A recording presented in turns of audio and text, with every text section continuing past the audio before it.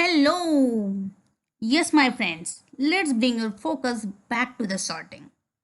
So, here we will start with insertion sort. Insertion sort has a time complexity of O of n square, and it is also having the space complexity of O of 1, the same as the bubble sort. But here, with each pass, we create sorted array data at the beginning and so on. Let's understand logically how it works. So here we have been given an array. So in the first pass, we will not do anything. We will just keep our value as it is. In the second pass, we will compare as 23 hours sorted data. We will take one value from our unsorted data and will compare it with the value inside the sorted data. And we will decide the position of it inside the sorted array. So the position of 1 will be before the 23. So 1 will come before it. Then in the third pass, we will actually decide the position of 10 inside the sorted array. So it will come between 1 and 23. So with the fourth pass, now we will compare 5 and we will decide the position of 5 inside the sorted data. So it will be 1, 5, then 10 and 23. And then in the last pass, we will decide the position of 2 inside the sorted data. So with each pass, we will get the sorted data at the beginning of our array. And we will take one value from unsorted data and will try to push it inside the sorted data at its correct position. And end of all these things, our data will be properly sorted and we will be done. So this is the most useful when there is a scenario where you are receiving a series of numbers in real time and need them in a sorted array. So if our data is already sorted and if we are getting only one value and we want to push it inside the sorted data, so this is the best algorithm to be used at that time. The main concept to understand when using the technique is that there is a portion of the array that is always sorted and the section that remains unsorted. So with time, the sorted data will increase in number and unsorted data will decrease in number. So in this way, it works. Let's try to understand the pseudocode behind it. So start by comparing the second element with the first element. Swap if necessary. Then iterate through the rest of the array. Then for each element, iterate to the sorted portion of the array and insert that element where it needs to be by making the comparisons. Keep doing this until all the elements has been inserted into the correct position. So by understanding the pseudocode, it looks very simple.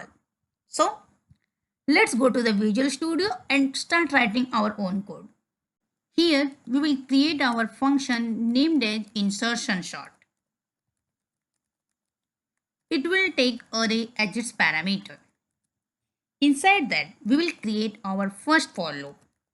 As we know, in insertion sort we will start from index 1 as 0 is already sorted. It is having only one value. So I should be lesser than arr.length and then I plus plus. Then we will write our second for loop. Let j is equal to I minus 1. So we want to check in the sorted part, and sorted part will always be the one index before the ith. So we will check inside that our value. And j will always be greater than or equal to 0 and we will slowly decrement the value of j. Then inside that for loop, we will go and we will write if arr of j plus 1 is lesser than arr of j. So actually at this time we are actually firstly consider 5. So we will firstly check is 5 lesser than 23. So yes. So we will actually swap these two values. So 23 will come in place of 5 and 5 will come in place of 23.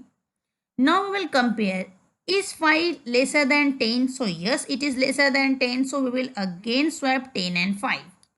So now our 5 will come here. Now we will check. Is 5 lesser than 1? So no. So we will keep it as it is. So in this way it is working. So inside that we will swap the value again by using shorthand operator of ES6 feature. And there also we will write ARR of J, comma ARR of J plus 1. And in the second shorthand operator, exactly opposite. So ARR of J. And at the end of this for loop, we will return our array. So return ARR. And outside this function, we will write our for loop console.log, and there we will write insertion sort, and we will pass our array. It will be 5, 3, 2, 6, 1, then 7, then 4. Let's go to the browser now. Yes, our data is properly sorted. So with this, we implemented insertion sort. And it's time to close this video tutorial. But yes, we will meet in our next video tutorial where we will talk about selection sort. Thank you very much for now. Let's meet in our next video. And please follow my complete playlist to have a good understanding about data structure and algorithms.